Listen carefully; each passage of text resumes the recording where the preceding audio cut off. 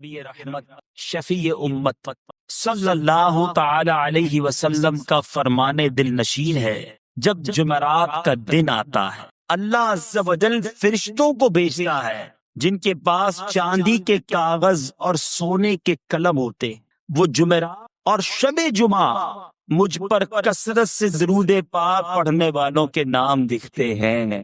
جتنا ہو سکے شب جمعہ پھر روز جمعہ درود پاک کثرت سے پڑھیں، انشاءاللہ اس کی خاص برکتیں نصیب ہوں گی۔ سرکار دو عالم صلی اللہ علیہ وسلم نے فرمایا صدقہ برائی کے 70 دروازے بند کرتا ہے۔ آقا فرماتے جو اللہ کی رضا کی خاطر صدقہ کرے تو وہ صدقہ اس کے آگ کے درمیان آڑ بن جاتا ہے۔ ایک اور جگہ نبی پاک علیہ السلام نے فرمایا صدقہ دو، صدقے کے ذریعے اپنے مریضوں کا مداوا کرو، بے شک صدقہ حادثات اور بیماریوں کی روک تھام کرتا ہے اور یہ تمہارے اعمال اور نیکیوں میں اضافے کا باعث ہے۔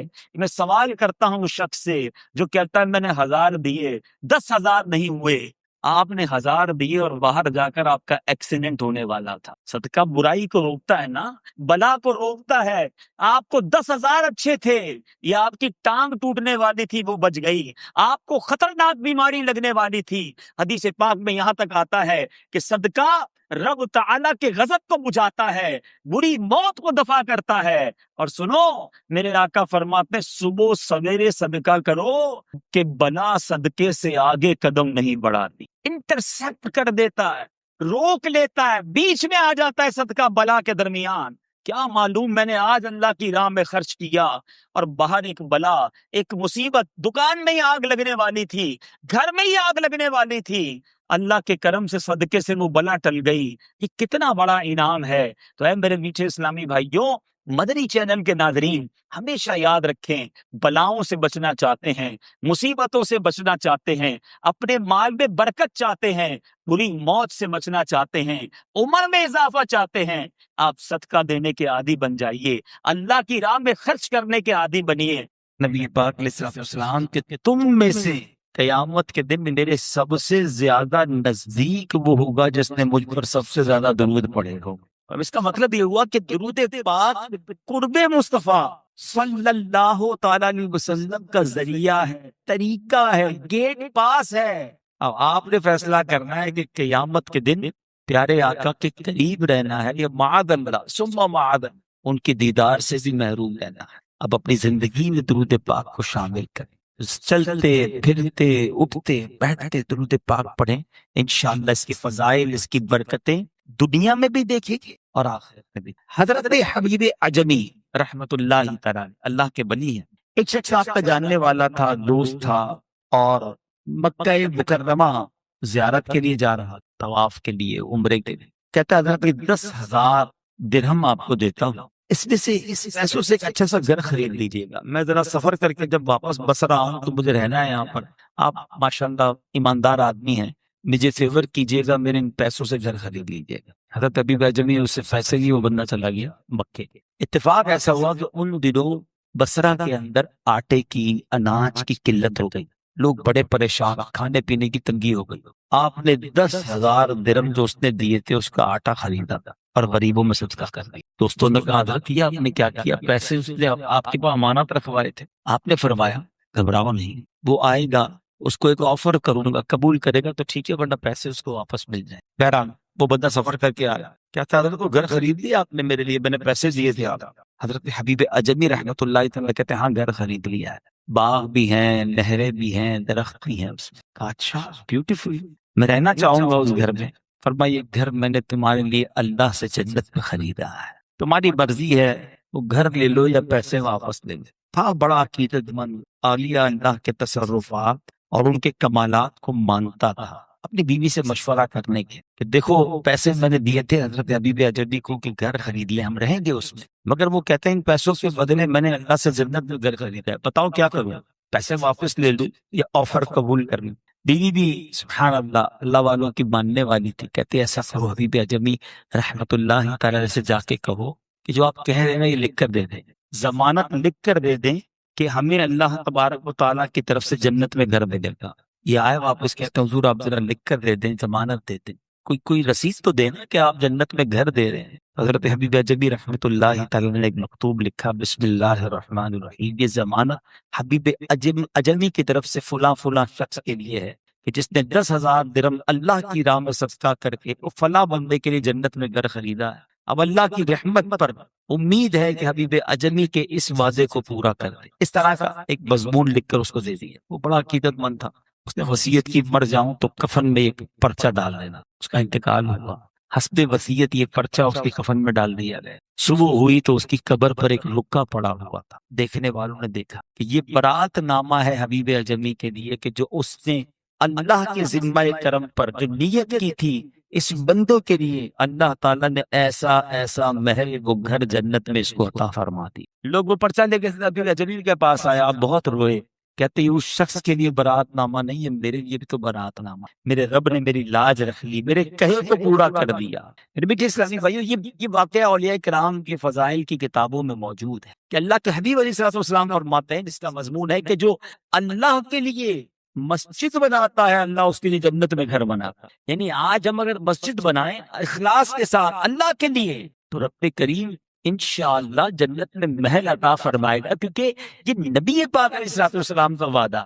تو پتہ یہ چلا کہ انسان دنیا میں رہ کر بھی جنت میں گھر بنا سکتا ہے، انسان دنیا میں ایسے کام کر سکتا ہے جو اس کی آخرت کو بہتر بنانے والے کام ہو، اور ان میں سے ایک بہترین کام اللہ کی راہ میں خرچ کرنا، راہ خدا میں خرچ کرنا، صدقہ و خیرات کرنا۔ یہ اللہ کو کس قدر محبوب ہے۔ صدقہ بلاؤں کو ٹال دیتا ہے، صدقہ مصیبتوں کو ٹالتا ہے۔ حدیث کا مضمون ہے 70 برائیوں کے دروازوں کو بند کرتا ہے صدقہ۔ بندہ جب صدقہ دیتا ہے نا تو جب بلا اترتی ہے تو صدقہ بلا اور بندے کے درمیان آ جاتا اور اس کو روکتا ہے، انٹرسیپٹ کرتا ہے، بندے پر بلا نہیں آنے دیتا۔ حضرت ابو ہریرہ رضی اللہ عنہ کے پاس ایک شخص آیا، کہتا حضور بچہ سمندری سفر پر گیا ہے، آپ دعا کر دیں خیر سے آ جائے۔ حضرت ابو ہریرہ نے فرمایا ایسا کرو صدقہ دیتا، صدقہ دے دیا۔ اب وہاں جس وقت یہ صدقہ دے رہا تھا نا وہاں موجوں میں جہاز گھرا ہوا ڈوبنے کے قریب تھا کہ اچانک جہاز والوں نے سنا کہ کوئی ندا آئی کہ اے لوگوں تمہارا فدیہ صدقہ قبول کر لیا گیا ہے۔ اور پھر جہاز نارمل ہوا اور سفر کمپلیٹ ہوا۔ وہ بیٹا آ کر باپ کو بتاتا ہے کہ عجیب معاملہ ہو گیا تھا، جہاز ڈوبنے کے قریب تھا، پھر ہمیں یہ آواز آئی کہ تمہاری طرف سے جو فدیہ جو صدقہ دیا گیا وہ قبول ہو گیا۔ اس شخص نے کہا کہ مجھے حضرت ابو ہریرہ رضی اللہ عنہ نے کہا تھا کہ بچہ سمندر کے سفر پر ہے، تم صدقہ دے دو۔ تو اے میرے میٹھے اسلامی بھائیوں، صدقہ بلاؤں کو، آفتوں کو، مصیبتوں کو ٹالتا ہے۔ اللہ کرے کہ ہم اللہ کی راہ میں خرچ کرنے والے بنے اور پھر خوش دلی کے ساتھ خرچ کریں۔ یہ بھی بڑا پرابلم ہے، خرچ کرتے ہیں لیکن برڈن فیل کرتے ہیں۔ کیا کرے بھائی، دینی پڑے گی زکوٰۃ پوری ہے، زکوٰۃ تو دینا ہی ہوگا نا۔ اب زکوٰۃ بھی دیتے اور موج بھی فیل کرتے ہیں۔ اللہ اکبر، یہ کبھی نہ کیا کرنا۔ جب بھی اللہ کی راہ میں خرچ کریں تو خوش دلی کے ساتھ کریں۔ سچی بات تو یہ ہے کہ دینے والا ساتھ سجدہ شکر بھی کرے کہ اے اللہ تیری مہربانی، تو نے دینے والا بنایا، مانگنے والا نہیں بنایا۔ بہت سارے لوگ بیچارے نہیں دے پاتے، مانگتے ہیں۔ اللہ نے ہمیں اگر دینے والا بنایا تو پھر شکر بھی ادا کریں۔ بوجھ سمجھ کر دیں گے تو پھر اس کا اجر نہیں ہے، سبحان اللہ۔ اور پھر کسی کو دیں تو اترائیں نا، اس پر احسان نہ جتائیں۔ قرآن کہتا ہے یا ایھا الذین آمنوا لا تبطلوا صدقاتکم بالمن والاذی، اے ایمان والو اپنے صدقے باطل نہ کرو، ضائع نہ کرو، احسان جتا کر اور تکلیف پہنچا کر۔ لوگ جب کسی کی مدد کرتے ہیں بعد میں اسی کو یاد دلا رہے ہوتے، یاد ہے نا قرضہ دیا تھا، بھول تو نہیں گیا؟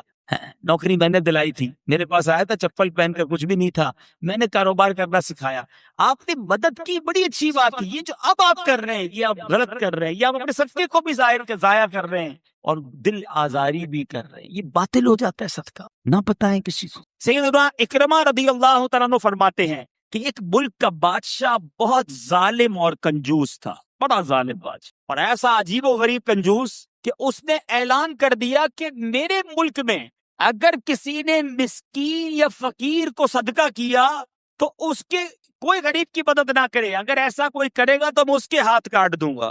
یعنی خود غریب کی مدد بھی نہیں کرنی اور پورے ملک میں بھی کوئی غریب کی مدد نہ کرے۔ بڑا عجیب و غریب اعلان تھا۔ اچھا جناب، اب ایک خاتون تھی، لوگ تو خوف سے ڈر گئے تھے، کوئی صدقہ نہیں دے رہا تھا، کوئی خیرات نہیں دے رہا تھا۔ ایک دن فقیر مجبور ہو کر ایک عورت کے پاس آیا اور کہا مجھے اللہ کے راہ میں کچھ دو، میں بہت بھوکا ہوں، کھانے کے لیے کچھ نہیں۔ وہ عورت نے بھی بادشاہ کا اعلان سنا ہوا تھا، وہ بھی ڈری ہوئی تھی، اس نے بھی صدقہ دینے سے اس نے سوچا کہ صدقہ دوں گی تو میرے بھی ہاتھ کٹ جائیں گے، لیکن فقیر نے کہا مجھے اللہ عز و جل کی رضا کی خاطر کچھ تو کھانے کو دے دو۔ وہ التجا کرتا رہا، آخر اس عورت کے دل میں رحم آ گیا، اس عورت نے اس فقیر کو صدقہ دے دیا، کھانے کو دے دیا۔ اب 2 روٹیاں دی اسے کھانے کو، فقیر روٹیاں لے کر دعائیں دیتا ہوا چلا گیا۔ بادشاہ کو پتا چل گیا کہ ملک میں ایک ایسی عورت ہے جس نے کسی فقیر کو صدقہ دیا۔ اس نے اپنے بندے بھیجے اور اس خدا ترس رحم دل عورت کے دونوں ہاتھ کاٹ دیے گئے، اس کے دونوں ہاتھ کٹ گئے۔ اب میٹھے اسلامی بھائیوں، کچھ عرصے کے بعد بادشاہ نے اپنی والدہ سے کہا کہ مجھے اپنی مملکت کی سب سے حسین لڑکی سے شادی کرنی ہے۔ اس کی ماں نے جب معلومات کروائی تو پتا چلا پورے ملک میں ایک لڑکی سب سے زیادہ حسین ہے، مگر اس میں ایک خامی یہ ہے کہ اس کے دونوں ہاتھ نہیں۔ اس نے بادشاہ سے کہا، بادشاہ نے لڑکی کو دیکھا، اسے پسند آئی، اس سے شادی کر لی، اور وہ عورت اب ملکہ بن گئی۔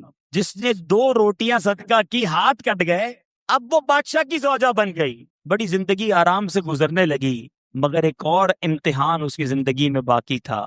پھر کیا ہوا کہ ایک مرتبہ، کیونکہ اور بھی اس کی بیویاں تھیں بادشاہ کی، نئی نویلی دلہن کے ساتھ بادشاہ بہت وقت گزارتا، بڑی نوازشات کرتا، دوسری جو بیویاں تھیں وہ حسد کرتی تھی۔ ایک مرتبہ بادشاہ طویل عرصے کے لیے ملک سے باہر گیا تو بادشاہ کی بیویوں کو اچھا موقع ملا، انہوں نے بادشاہ کو خط میں لکھا کہ تمہارے پیچھے تمہاری جو بیوی ہے، نئی دلہن جو ہے، وہ برے کام کرتی ہے، اس کا کردار اچھا نہیں۔ بادشاہ نے بغیر کسی تحقیق کے حکم دے دیا کہ میری بیوی کو اٹھایا جائے اور جنگل میں پھینک دیا جائے، محل سے نکال کر جنگل میں پھینک دو۔ اب وہ عورت جنگل میں پہنچ گئی، بیابان جنگل تھا، اس کا ایک بیٹا بھی ہو گیا تھا بادشاہ سے۔ اب اتنی دیر میں میرے میٹھے اسلامی بھائیوں، وہ عورت اس جنگل میں نہر میں پانی پینے کے لیے جھکی تو اس کے ہاتھ سے وہ بچہ بھی پانی میں گر گیا، زور زور سے رونے لگی، بچہ بھی پانی میں ہے، دونوں ہاتھ بھی نہیں ہیں، پکارے تو کسے پکارے؟ اچانک 2 خوبصورت نوجوان آئے، انہوں نے کہا کیوں رو رہی ہیں؟ کہا میرا بچہ پانی میں چلا گیا ہے۔ اس نے فوراً، اس نوجوان نے آگے جا کر اس بچے کو پانی سے نکالا، کہا اور آپ کو کچھ چاہیے تو بتائیے، کوئی اور آپ کی خواہش ہو تو بتائیے، کچھ اور آپ دعا کرنا چاہیں تو۔ اس عورت نے کہا کہ میرے ہاتھ مجھے واپس مل جائیں۔ ان نوجوانوں نے دعا کی، اللہ تعالیٰ نے دونوں ہاتھ بھی اسے واپس کر دیے۔ اب ان نوجوانوں نے اس عورت کو کہا کہ آپ جانتی ہیں ہم کون ہیں، ہم دونوں کون ہیں؟ عورت نے کہا میں تو نہیں جانتی، البتہ یہ معلوم ہے آپ کی برکت سے میرا بچہ بھی مل گیا، میرے ہاتھ بھی واپس آ گئے۔ وہ 2 نوجوان کہتے ہیں ہم تیری وہی 2 روٹیاں ہیں جو تو نے غریب سائل کو دی تھی۔ صدقہ اللہ کی راہ میں خرچ کرنا کب کہاں کام آتا ہے؟ اس عورت کو 2 روٹیوں کے بدلے 20 روٹیاں نہیں ملی، حضرت رابعہ بصریہ کو 20 روٹیاں ملی تھی۔ ہو سکتا ہے کوئی کیلکولیشن کرنے والا کہے یار میں 1000 روپے دوں گا 1,00,000 روپے مل جائیں گے، نہیں ملے، مگر اس کو ہاتھ واپس مل گئے، بچہ واپس مل گیا۔ کیا معلوم مجھ پر اور آپ پر کوئی بلا آنے والی ہو، کوئی مصیبت آنے والی ہو، کوئی بیماری آنے والی ہو، اگر اللہ کی راہ میں صدقہ دیں، کسی غریب کی مدد کریں اور اس کے دل سے دعا نکلے اور اللہ کریم ہم سے وہ مصیبت کو ٹال دے تو اے میرے میٹھے اسلامی بھائیوں، مدنی چینل کے ناظرین، بعض اوقات جب صدقہ اور خیرات کی بات آتی ہے تو بعض لوگوں کے ذہنوں میں یہ بات آتی ہے میں تو خود غریب ہوں، میں تو خود پریشان ہوں، میں تو خود نوکری کرتا ہوں، میں تو خود کرائے کے گھر میں رہتا ہوں، ارے میں صدقہ اور خیرات کیسے دوں؟ یہ غلطی ہے میرے میٹھے اسلامی بھائیوں۔ یاد رکھیے اللہ تبارک و تعالیٰ کی بارگاہ میں اخلاص دیکھا جاتا ہے، رب کی بارگاہ میں کوانٹٹی نہیں کوالٹی دیکھی جاتی ہے۔ کوئی لاکھوں صدقہ کرے، اخلاص نہیں، اس کے صدقے کا کوئی فائدہ نہیں۔ کوئی 1 روپیہ صدقہ کرے اور اللہ کی رضا کے لیے اخلاص کے ساتھ کرے، کیا معلوم وہی روپیہ اس کی مغفرت کا ذریعہ بن جائے۔ تو نیت بارگاہ الہی میں دیکھی جاتی ہے، یہ گویا اللہ سے کاروبار ہے۔ اس کو خرچ کرتے وقت دل میں ملال نہ لانا، اللہ نے تھوڑے دیے ہیں، تھوڑے خرچ کرتے رہو، جب وہ زیادہ عطا فرمائے زیادہ خرچ کرتے رہو، اللہ کی راہ میں خرچ کرتے رہا کرو، وہ رب کریم تمہارا ملٹیپلائی کر کر بہت زیادہ بڑھا کر تمہیں عطا فرمائے گا۔ حضرت عیسیٰ علیہ السلام کے زمانے میں ایک دھوبی تھا، لوگوں کے کپڑے آپس میں تبدیل کر دیتا تھا۔ تو لوگوں نے حضرت عیسیٰ علیہ السلام کو اس کے بارے میں بتایا کہ حضور یہ بندہ بڑا گڑبڑ بندہ ہے، سب کے کپڑے ملا دیتا ہے، تو آپ جو ہے اس بندے کے لیے کچھ کیجئے۔ آپ نے اللہ کی بارگاہ میں اس کی ہلاکت کی دعا کر دی۔ دھوبی اپنے معمول سے گھر سے نکلا، اس کے پاس 3 روٹیاں تھیں۔ ایک سائل آیا تو اس نے ایک روٹی اسے دے دی۔ سائل نے دعا دی، اللہ تعالیٰ تجھ سے آفات سماویہ یعنی آسمانی آفت سے تجھے بچا لے۔ دھوبی نے اس دعا سے بڑا متاثر ہوا، ایک اور روٹی دے دی۔ اس پر اس سائل نے دعا کی کہ اللہ تعالیٰ تجھے جملہ آفتوں سے محفوظ رکھے۔ اس نے تیسری روٹی بھی دے دی۔ اس سائل نے دعا کی اللہ تعالیٰ تجھے توبہ کی بھی توفیق عطا فرما۔ اب ایک بڑا سانپ جو ہے اس کی گٹھڑی میں داخل ہو چکا، کیونکہ اب اس کی ہلاکت کی دعا ہو گئی تھی۔ اس سانپ کی گویا قدرتی یہ ڈیوٹی لگائی گئی تھی کہ اس دھوبی کو کاٹنا ہے۔ جب دھوبی کپڑے لینے کے ارادے سے اس نے گٹھڑی کے اندر ہاتھ ڈالا تو فرشتے نے اس سانپ کو لوہے کی ایک لگام ڈال دی اور وہ دھوبی سلامتی کے ساتھ واپس آ گیا۔ دھوبی کو پتہ ہی نہیں چلا کیا ہوا ہے۔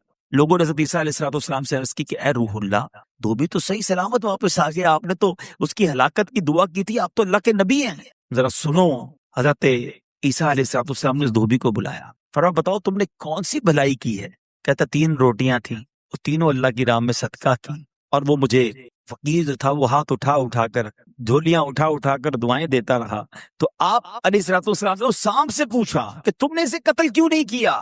سانپ نے عرض کی اے اللہ کے نبی، اللہ عز و جل نے آپ کی دعا قبول فرما لی تھی اور مجھے اس کو ہلاک کرنے کے لیے بھیجا تھا۔ جب اس دھوبی نے سائل کو صدقہ دیا تو ایک فرشتے نے آ کر مجھے لوہے کی لگام ڈال دی۔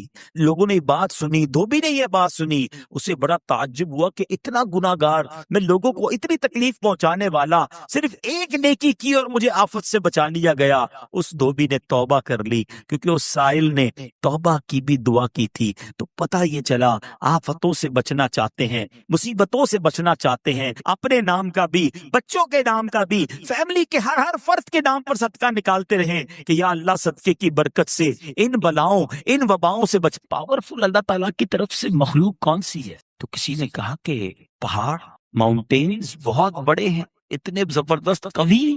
تو دوسرا فرشتہ کہتا ہے نہیں، لوہا، کیونکہ لوہا پہاڑ کو بھی کاٹ دیتا ہے۔ تیسرے نے کہا نہیں، آگ تو لوہے کو بھی پگھلا دیتی۔ ایک اور فرشتہ کہتا ہے پانی تو آگ کو بھی بجھا دیتا۔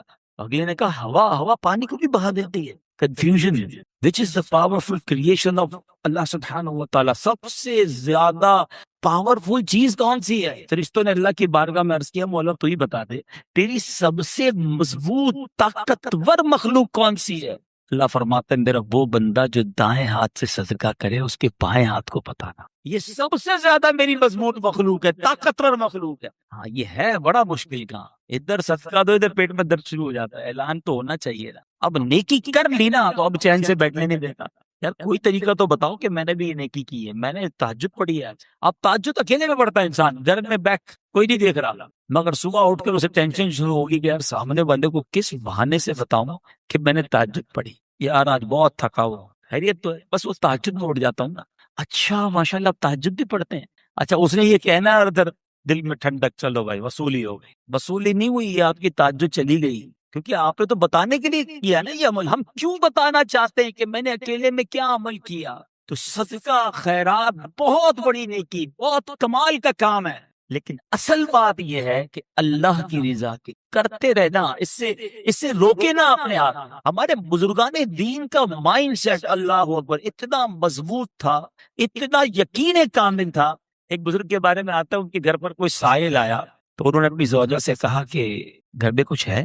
تو آپ کی زوجہ نے کہا 4 ہی انڈے ہیں۔ فرمایا اچھا 4 ہیں، چاروں ہی دے دو، چاروں انڈے دے دو۔ تھوڑی دیر ہوئی تو دروازے میں دستک ہوئی، کہا آپ کے کسی قریبی جاننے والے دوست نے انڈے بھجوائے، ٹوکری بھجوائی۔ بہت مسکرایا، بیوی سے کہا گنو کتنے ہیں؟ زوجہ نے کاؤنٹ کیا تو 30 تھے۔ فرمایا دیے تو 4 تھے نا، 40 ہونے چاہیے تھے۔ اتنا پکا یقین تھا کہ ایک کا 10 ملے گا۔ تو بیوی کہتی 30 ہیں سالم، تو پورے انڈے ہیں، 10 جو ہے نا وہ ٹوٹے ہوئے ہیں۔ اب سچ بتاؤ تم نے کیسے دیے تھے؟ حضور میں نے بھی جب صدقہ کیا تھا نا 3 پورے دیے تھے، 1 ٹوٹا ہوا دیا تھا۔ جو 3 پورے گئے اس کے بدلے 30 پورے آئے، جو 1 ٹوٹا ہوا گیا اس کے بدلے 10 ٹوٹے ہوئے آئے۔ اسے 2 باتیں سیکھنے کو ملی کہ اللہ کی راہ میں خرچ کرو، وہ تمہیں دنیا میں بھی نوازے گا، آخرت میں تو ملنا ہی ملنا ہے۔ اخلاص ہونا چاہیے۔ جب ماں کام نہیں آئے گی، بیٹا ماں کو جواب بھی دے گا، باپ کرم نہیں فرمائے گا۔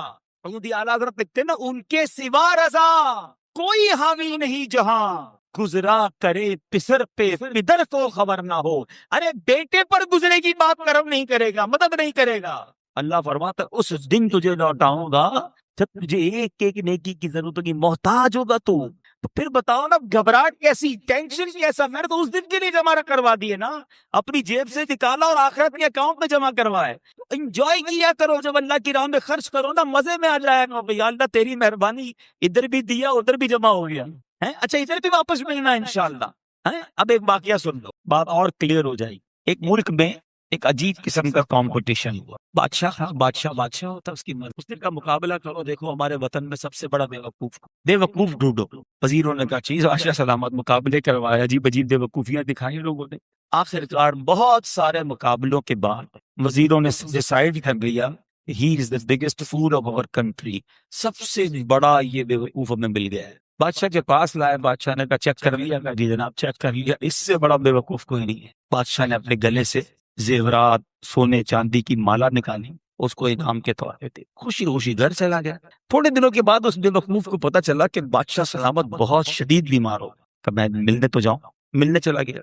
تھا تو بے وقوف، کہتا بادشاہ سلامت سنا بہت بیمار ہے، اب کیسی طبیعت ہے؟ بادشاہ کہتا ہے میں تو لگتا ہے ایسا ہے اس دنیا کو چھوڑ کر اگلی دنیا میں جا رہا ہوں. تھا بے وقوف نا، اس کو تو پتہ نہیں تھا بندہ مرتا کیسے جاتا کدھر ہے. کہتا اچھا کہیں اور جا رہے ہیں آپ؟